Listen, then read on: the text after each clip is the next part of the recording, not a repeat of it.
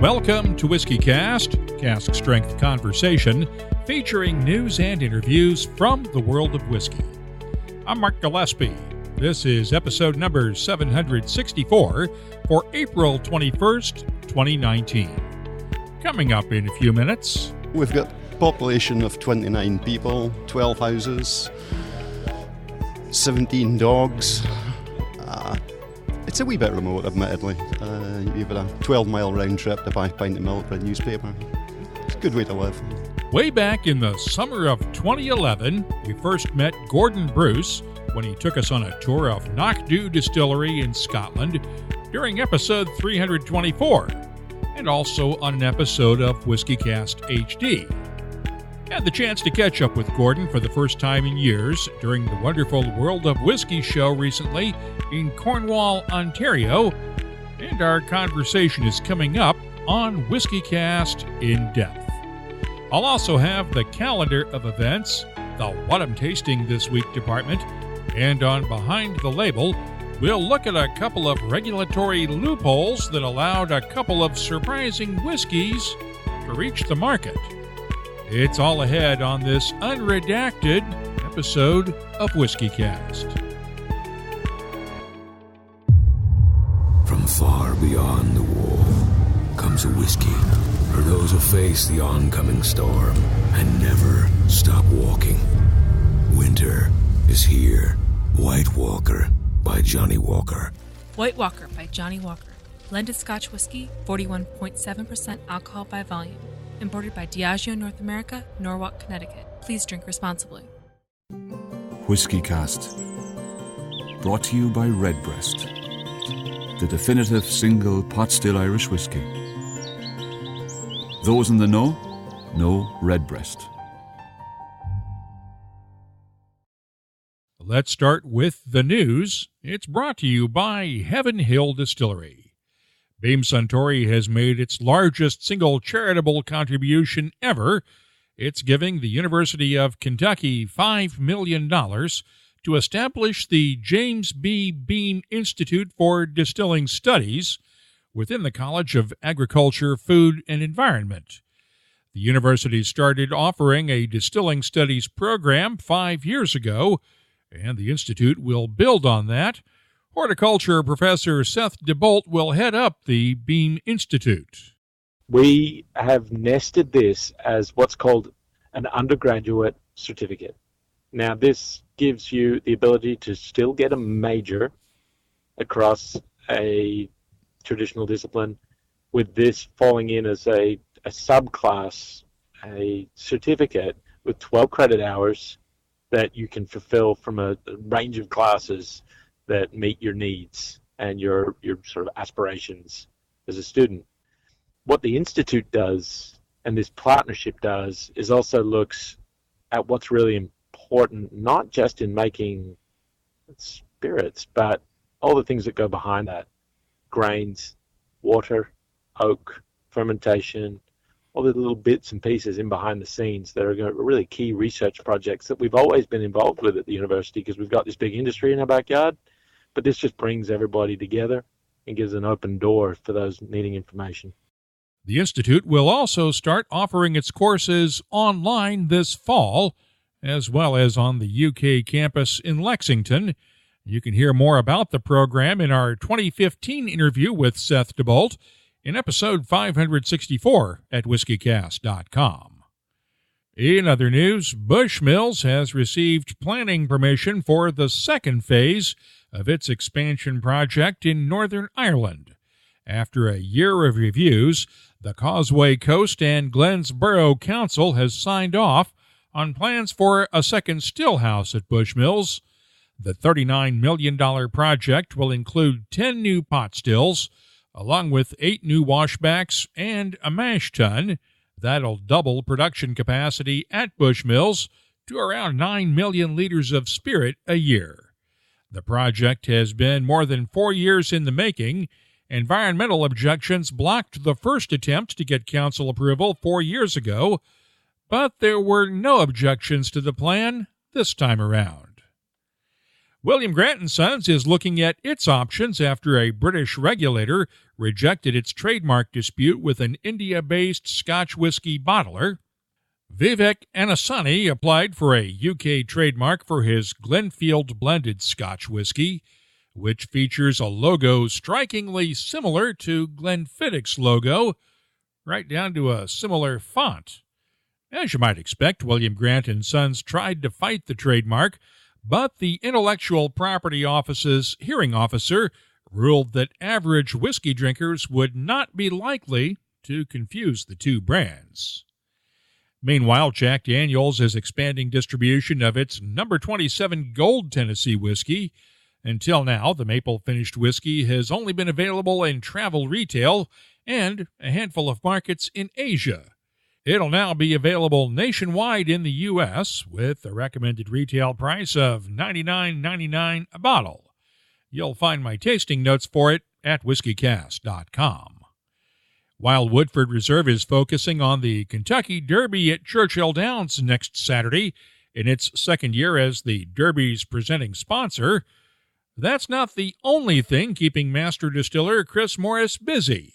As soon as the Derby ends, the Woodford Reserve team will be rolling out 3 limited releases.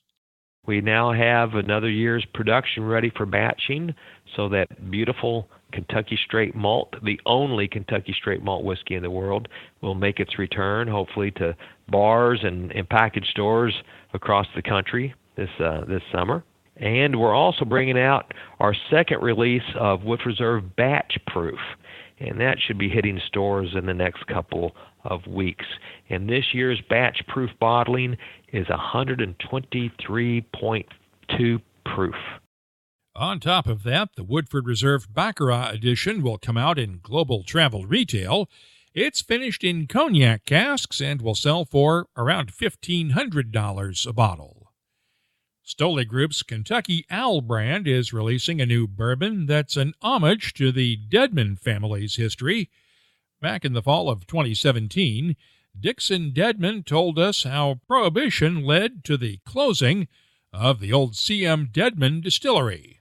The federal government came and seized all of his inventory. They rolled every barrel that he had in all 3 of his rickhouses down the banks, put it onto barges, and seized all of his inventory. He tried for a number of years to have this product insured, but was told on a number of occasions not to worry. It's in government hands. It's as good as insured. He passes away a few years later, and then his son receives notice that unfortunately these warehouses have mysteriously burned, and we're very sorry for your loss. So my great-grandfather spent 15 years through 3 lawsuits trying to get any type of retribution for this loss. Never received a dime. And the story was always, my grandfather's story was always that, the barges never went to these warehouses. They were taken north. They were sold on the black market, sold in speakeasies through Prohibition. Now, Kentucky Owl has released Confiscated as a reminder of what happened to that whiskey decades ago.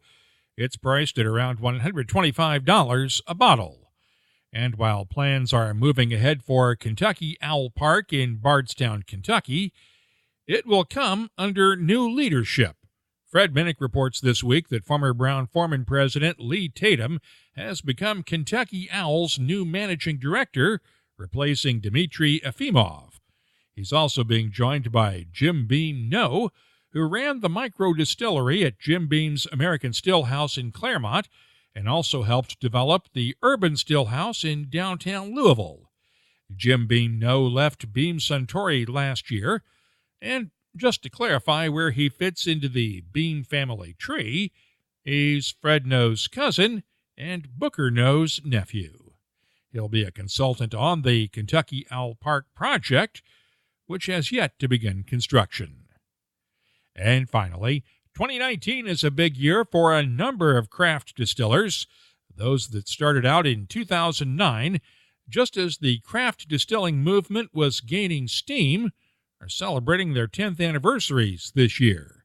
Among that group, Stillwater's Distillery in the Toronto suburbs, where Barry Stein and Barry Bernstein made the transition back in the spring of 2009 from independent bottlers to making their own stock and barrel range of whiskeys.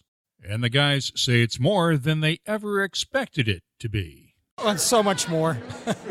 A lot more challenging, business-wise. How so? Distribution. And it's also become much more competitive on the craft scene over the past number of years. So there's lots of different challenges we didn't expect 10 years ago. And you guys are pretty much the first Canadian craft distiller, if I recall, with maybe one or two exceptions. Yeah, correct. I mean, we were the first in Ontario, the oldest in Ontario. There was a few out in British Columbia before we started, but overall, yeah, one of the first few, 6 maybe, within the country that started up.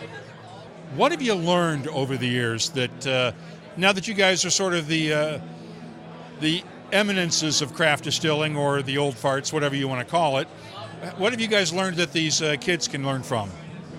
Well, the biggest thing is to treat it as a business. So it's great to have a passion, but if you don't look at it as a business, you're not going to be successful. And patience. I mean, if you're going to be in the whiskey business, you need to have serious patience. The product has to age. You can't rush that. I mean, no matter what anybody says. So you just need to have the patience and the perseverance to keep going while you're waiting for everything to age properly and get out there. You changed the packaging recently from what we had been accustomed to seeing from Stock and Barrel. What went into that? Well, there were several factors. One was doing something special for our 10th year. Brand refresh was, we thought, necessary, just to do something that had a little bit more impact, was a little bit more mature looking as we've matured. And there were some practical reasons too, in terms of a more uniform look across the range, a more traditional paper label that has a tactile element to it, and there were some cost elements to that decision as well. It also gets you more visibility on a bar back too. It's a little easier to stand out on a bar or on a liquor store shelf when you've got it with these labels compared to what the old ones were. Yeah, correct. I mean, they're far bolder and not as translucent, I guess, when the liquid starts to go down in the bottle. So it does provide us with that shelf presence, both on store shelf and in bar and restaurant. And as Barry mentioned earlier, I mean, there was some practical reasons. We just installed a semi-automatic bottling line, and this made us, we couldn't keep up with bottling anymore, so we needed to do something. And this allowed us to speed up the whole process of the bottling side of the business. So are both families still supportive of this little project? We're still married. Not to each other.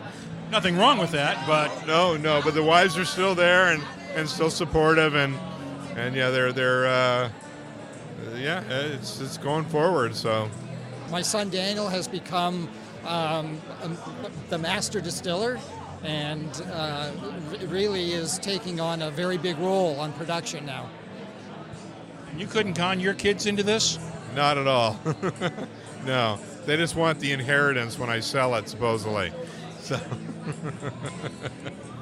When might that happen? Is that never, or is that just a pipe dream for the kids? That's a pipe dream for the kids, yeah. I mean, we're still enjoying what we're doing and like doing it, so we're cranking it away and keep going. And still friends, which is the most important part. You know what? It is the most important part. Still friends, still enjoying what we're doing. Life isn't so bad.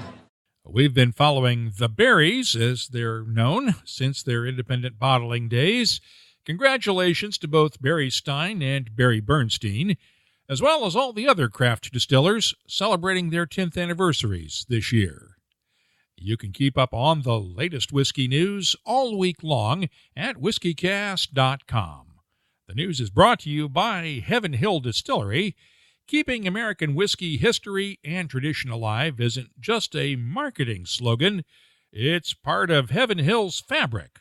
As other distillers were getting out of the rye whiskey business, Heaven Hill saved the legendary Rittenhouse rye from becoming a footnote in the history books.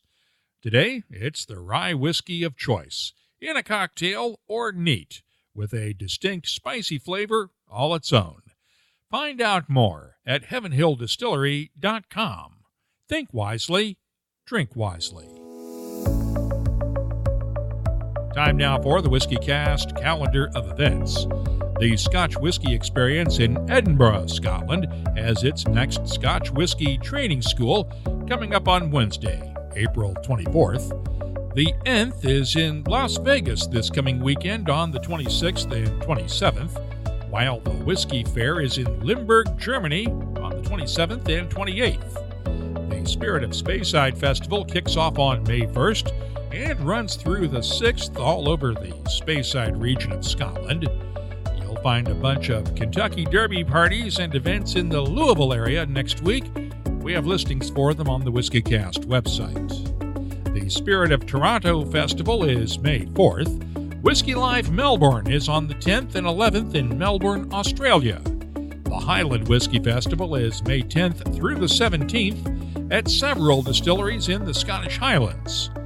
The Water of Life Festival is May 16th in New York City, followed by the Whiskey X New York the next night on the 17th. And this year's Oxford Bourbon Festival and Auction is coming up the weekend of May 24th and 25th in Oxford, Mississippi. They are still looking for donations of rare whiskeys and other items for the auction, which benefits Move On Up Mississippi. That's a program designed to fight obesity and provide healthy food for Mississippi families. It's a great cause, and you'll find a link for the Oxford Bourbon Festival on our website, along with links to 218 other whiskey events that are all coming up over the next year. Just click on the search button at whiskycast.com to find out what's happening near you or wherever you're traveling soon. Redbreast fans have always cherished our whiskey's sherry notes, so we set out to embellish that character. Introducing the Redbreast Listowel edition, a quintessential single pot still Irish whiskey finished in first fill Oloroso sherry casks from Spain's prestigious Bodegas Listowel. Carrying Redbreast's trademark pot still spices and dark dried fruit notes, the Listowel edition is graced with an enduring sherry finish that would be better described as a final act. Discover the newest branch on the Redbreast family tree.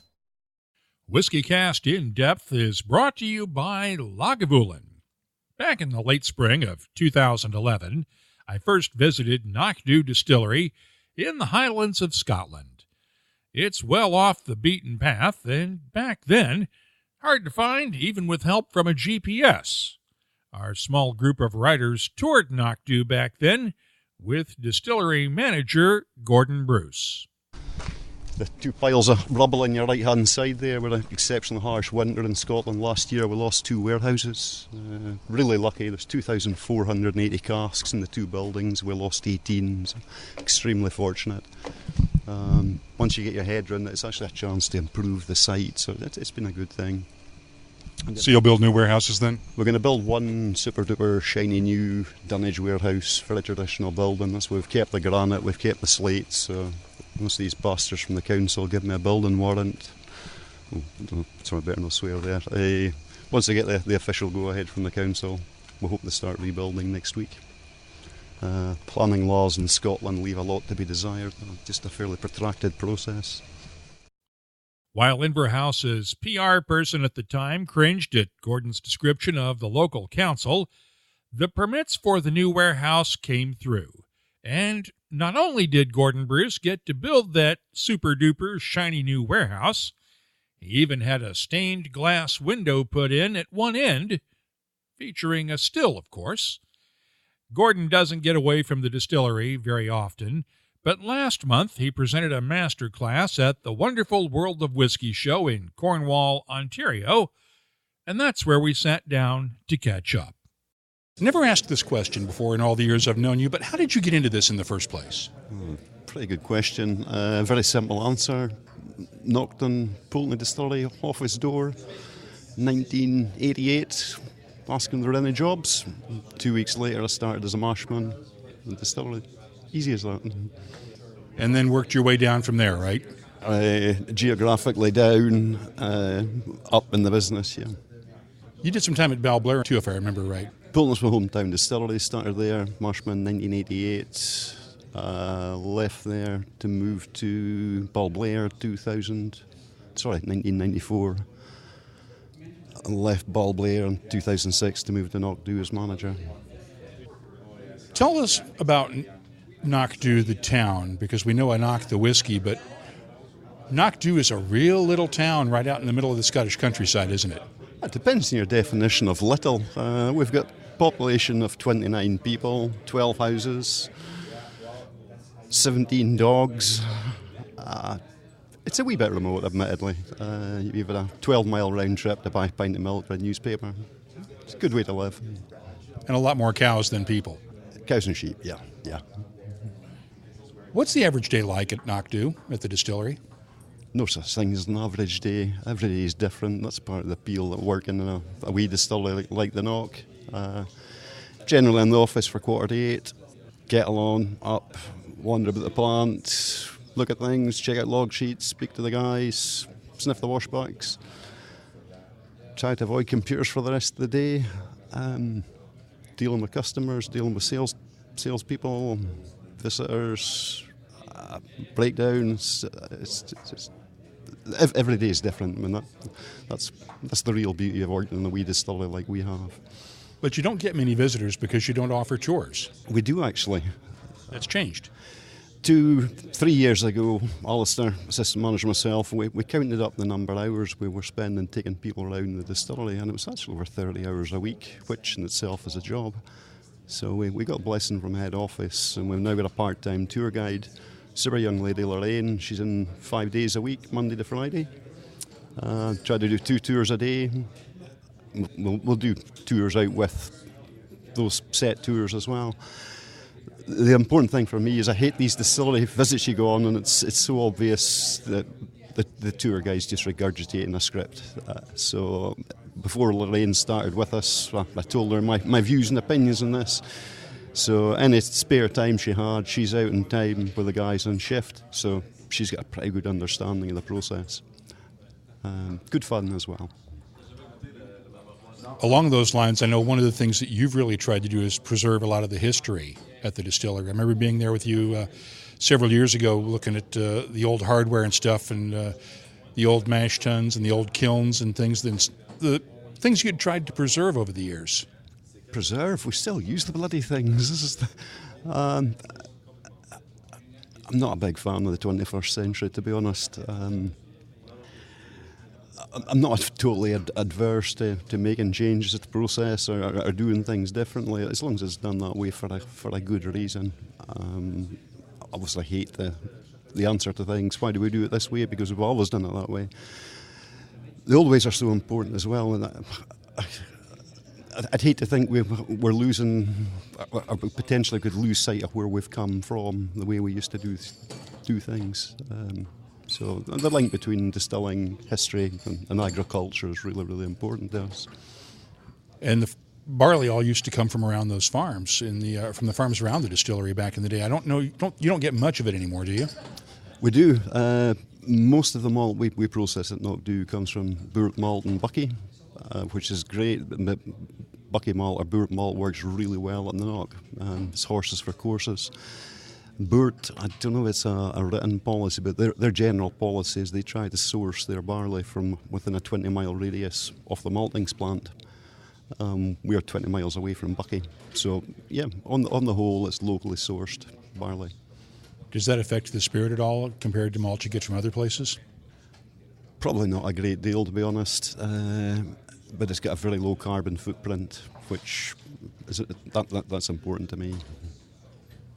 One of the things I've always enjoyed over the years is the interplay between the distillery managers and the blenders. And you work with a guy named Stuart Harvey. Tell me about that relationship. Yeah, Stuart's good.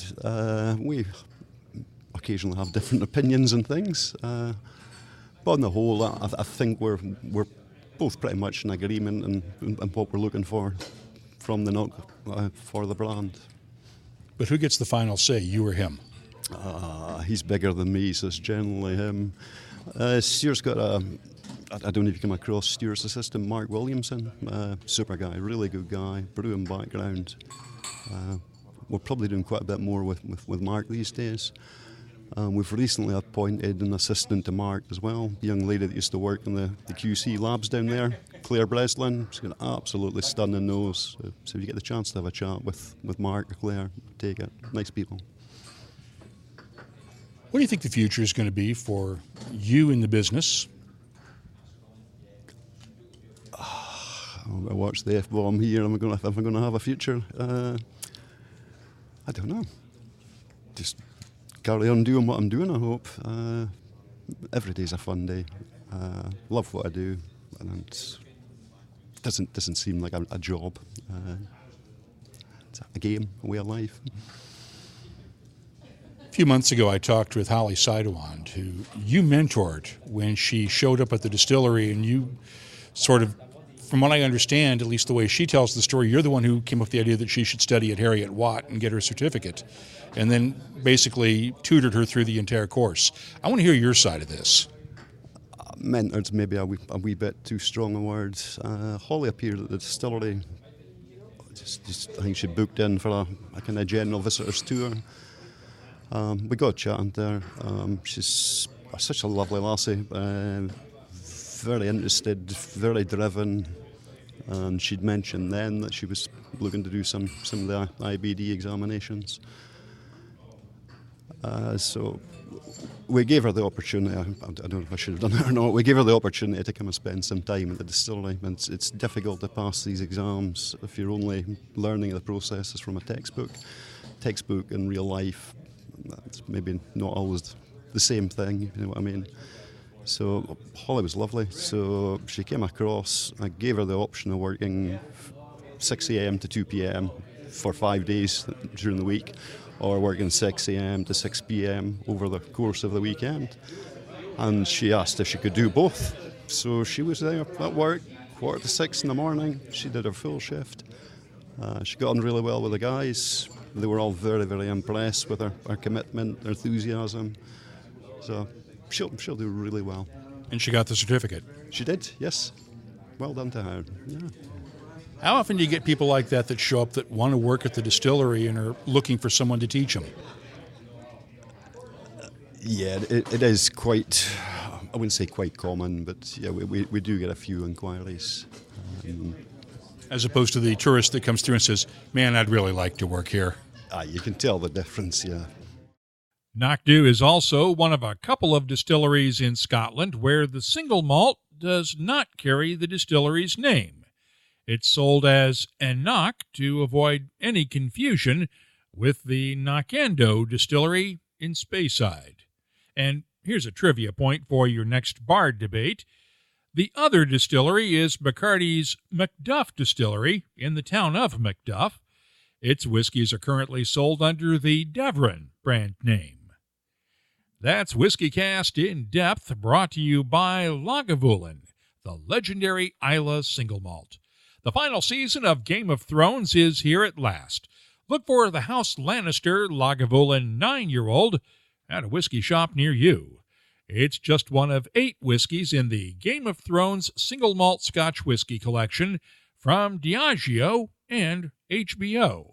Check out the entire range at malts.com. Let's start off the What I'm Tasting This Week department with the Portaskeg 28-year-old Islay single malt from Elixir Distillers. It's been released as part of the 10th anniversary celebration for the Portaskeg brand. It's bottled at 45.8% ABV, and the nose is minty, but also medicinal, with notes of iodine and Band-Aids, along with hints of nuts and tropical fruits, and a gentle smokiness. The taste is thick, oily, and assertive, with a gentle peatiness, subtle spices, smoked beef, and touches of dried flowers and fruits in the background that add some complexity. The finish is nice and long, with gentle touches of campfire smoke, herbs, and a hint of black licorice. I'm scoring the Portaskeg 28-year-old single malt a 94. Next up, the Napog Castle 12-year-old Marsala cask finish Irish single malt. This one is bottled at 46% ABV, The nose reminds me of a mocha coffee from Starbucks with cocoa and chocolate notes, along with hints of apricots, peaches, and toasted vanilla. The taste is complex. It starts off fruity with peach and apricot notes, then turns spicy with clove, coriander, and a hint of white pepper along with touches of cocoa and vanilla in the background. The finish is long and tart with a subtle oakiness, and I'm scoring the Napog Castle 12-year-old Marsala finish a 90. Finally, the Kensington Wine Market in Calgary, Alberta, has a new cask-strength bottling of Glenfarclas 15-year-old. This store exclusive is bottled at 58.2% ABV. The nose is rich, nutty, and sweet with roasted almonds, Christmas cake, hints of spices, dark chocolate, and a touch of molasses.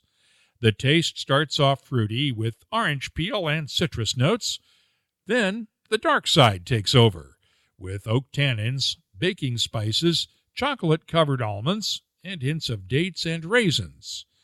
If you add a few drops of water, it brings out hints of black cherries and anise, while also amping up the spices. The finish, long and dry with touches of Christmas cake, figs, dates, and dark chocolate. It's a great whiskey. I'm scoring the Glenfarclas 15-year-old cask strength edition, bottled for the Kensington Wine Market, a 95. I've added these tasting notes to our searchable list of nearly 2,600 whiskeys from all over the world. You'll find it at whiskycast.com. From deep in the north, far beyond the wall, the howl of the frozen wind brings word of something new. A whiskey from the land of always winter, for those who face the oncoming storm and never stop walking. Winter is here. White Walker by Johnny Walker. White Walker by Johnny Walker. Blended Scotch whiskey, 41.7% alcohol by volume. Imported by Diageo North America, Norwalk, Connecticut. Please drink responsibly. Let's open up the inbox now for Your Voice, presented by Lot 40. First off, let's congratulate the winner of our latest Whiskey Cast giveaway. If you're following us on social media, I posted an unboxing video this week as I opened up the latest sample of Elijah Craig Barrel Proof, Batch B519, from our sponsors at Heaven Hill. They included a pair of Elijah Craig socks in the press kit, and since I already have a pair, I thought we'd have some fun and give them away on Twitter. Congratulations to Natasha Reed in Ireland. She was picked at random from everyone who both liked and retweeted the contest tweet. We'll be sending her the Elijah Craig socks to keep her feet warm this summer, and I'm working on another giveaway as we speak. By the way, you can find my tasting notes for that Elijah Craig Barrel Proof on the WhiskeyCast website. Now, after the public release of the Mueller report on Thursday, I got this tweet from @Bourbon Fellowship. If somebody doesn't come out with a bourbon and rye blend called Collusion Whiskey, then something is wrong with the entrepreneurial spirit in this country. I'm okay with that, as long as it's not a blend of bourbon and vodka. But Wild Turkey did the bourbon and rye thing already with Forgiven, after someone at the distillery screwed up a few years ago and pumped bourbon into a storage tank that was holding rye. After the announcement of Beam Suntory's $5 million donation to the University of Kentucky's Distilling Studies program, I mentioned it on Twitter, and since I routinely refer to Great Britain as the UK, I thought perhaps it was worth emphasizing on Twitter that we're talking about the UK in Lexington. @Mr. Pie tweeted back, "I live and work in the United Kingdom. I actually thought for a moment of resigning from my job and taking this course." after I pointed out that the courses will be offered online starting this fall, along with a similar online program through Heriot-Watt University in Scotland. Mr. Pye responded with this: "Thanks, I shall look into both. Hashtag don't tell the wife." I hope you're not listening with her right now. If you heard last week's episode, you might remember my experience with speech-to-text conversion using AI or machine learning services, and a couple of folks suggested new services to try this week. I mentioned that one we had been testing took single barrel and transcribed it as dingleberry. I only wish I could tell you what it did to Cox's Creek. Think about it. If you have something you'd like to share with whiskey lovers around the world, well, you can always find us on Twitter, Instagram, and Facebook at WhiskeyCast. Our email address is comments@whiskeycast.com. And your voice is presented by Lot 40, Canada's award-winning 100% pot still rye whiskey. Lot 40, unapologetically Canadian.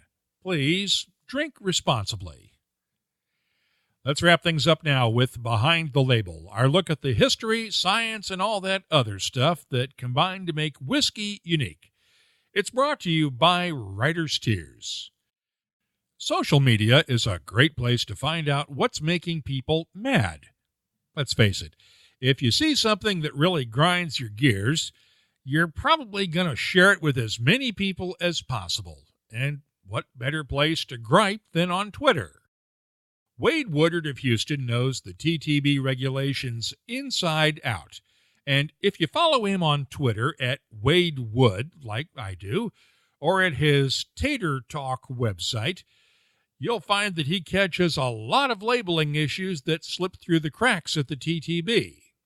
The other day, he ripped into Atlanta's Old Fourth Distillery for releasing a bottled-in-bond bourbon that pushes the boundaries of the legal definition for bottled-in-bond to the limit. For instance, Old Fourth did not distill the whiskey itself. It's actually sourced from MGP, and that's what struck me as odd. Here's loophole number one. I checked with the TTB, and spokesman Thomas Hogue confirmed that, yes, it is legal for a sourced whiskey to be labeled as bottled-in-bond under the current regulations if it meets all of the requirements.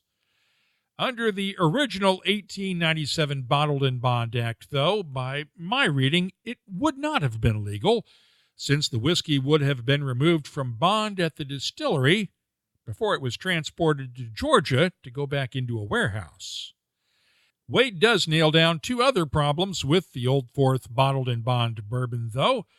Bottled-in-bond whiskeys have to list the real name of the distillery, along with the DSP number of the plant where it's bottled.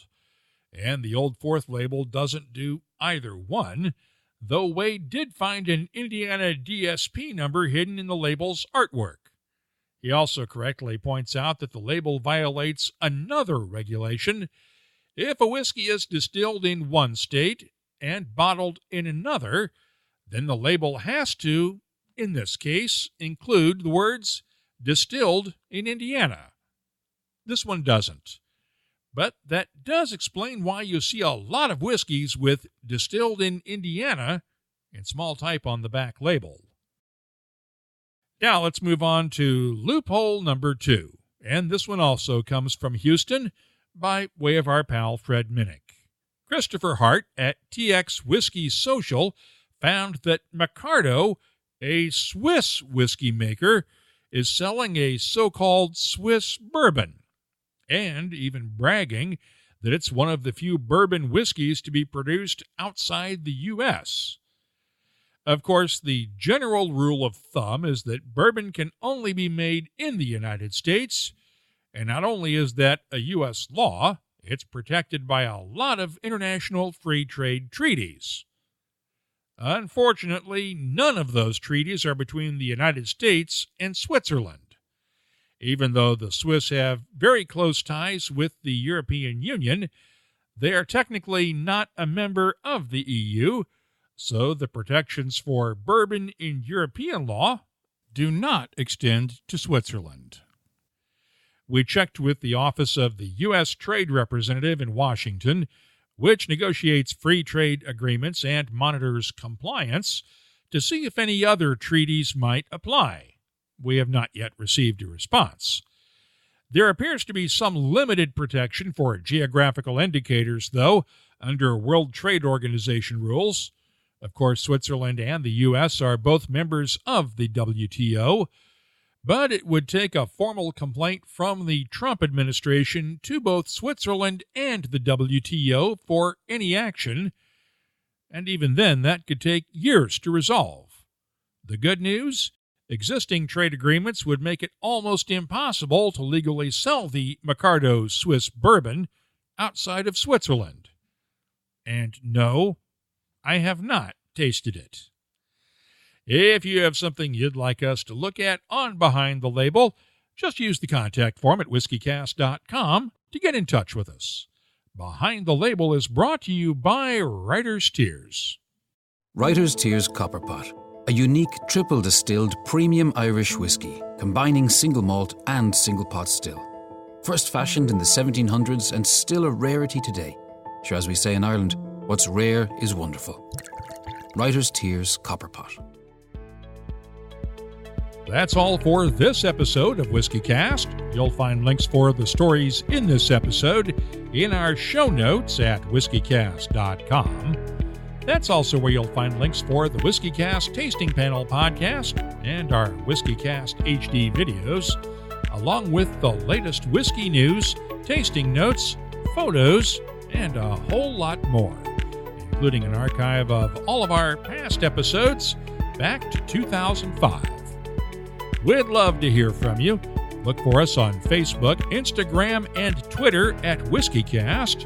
Our email address is comments@whiskeycast.com. WhiskeyCast. Brought to you by Redbreast, the definitive single pot still Irish whiskey. Those in the know Redbreast. From far beyond the wall comes a whiskey for those who face the oncoming storm and never stop walking. Winter is here. White Walker by Johnny Walker. White Walker by Johnny Walker. Blended Scotch whiskey, 41.7% alcohol by volume. Imported by Diageo North America, Norwalk, Connecticut. Please drink responsibly. Whiskey Cast is a production of Cask Strength Media, copyright 2019, and comes to you each week from the charming, yet regrettably dry town of Haddonfield, New Jersey. I'm Mark Gillespie, reminding you that when you drink, please drink responsibly. Thanks for listening.